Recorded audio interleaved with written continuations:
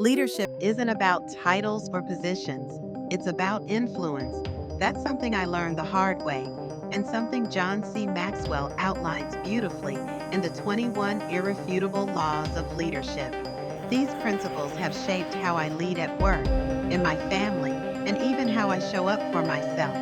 Let me walk you through each of these laws, not just what they are, but how they've shown up in my life. The law of the lid. Your leadership ability is the lid that determines your level of effectiveness. Early in my career, I was working hard but not getting results. Turns out, I had hit my lid. I wasn't growing as a leader, so my impact plateaued. Once I started investing in leadership skills, everything changed. The law of influence. Leadership is influence. Nothing more, nothing less. I realized I could lead without a title. I began mentoring junior colleagues, and over time, they started coming to me before even going to management. The law of process. Leadership develops daily, not in a day.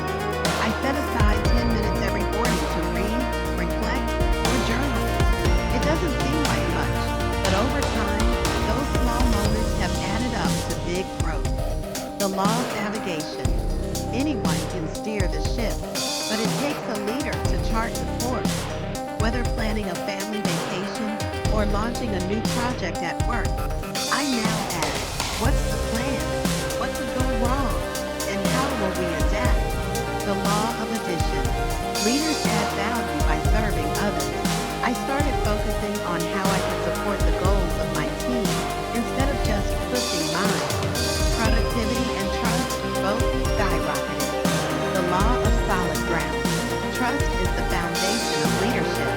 After a mistake that broke trust with a colleague, I learned to own it fully and rebuild through consistent action, not just words.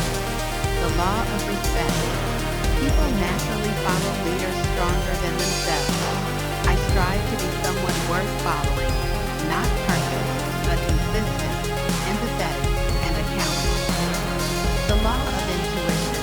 Leaders evaluate everything with a leadership bias. Now, when facing tough decisions, I ask myself, what would a leader do here?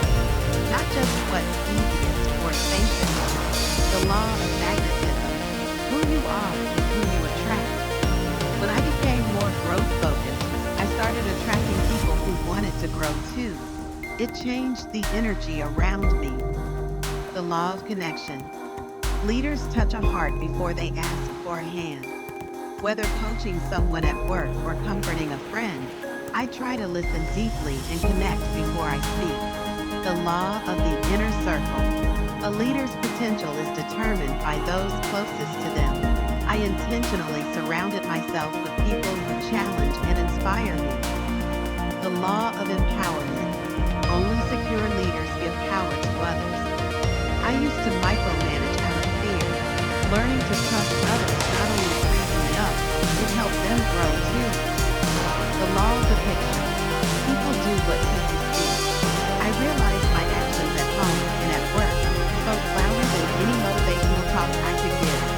So I began modeling the behavior I wanted to see. The law of buy-in. People buy into the leader before they buy into the vision. I learned this coaching a volunteer team. They didn't care about my ideas until they trusted me as a person. The law of victory. Leaders find a way for the team to win. I now approach challenges by asking, how do we win together? Not just how do I come out on top? The law of the big mo. Momentum is a leader's best friend. Small wins lead to big ones. So I now celebrate progress, no matter how small. The law of priorities. Activity is not necessarily accomplishment. I started using the 80-20 rule, focusing on the 20% of actions that bring 80% of the results. The law of sacrifice. A leader must give up to go up. I gave up weekends early in my career to study and build skills. It wasn't easy, but it got me where I am. The law of timing. When to lead is as important as what to do and where to go. I once launched a great idea too early. Now I pay more attention to readiness of the team, the market,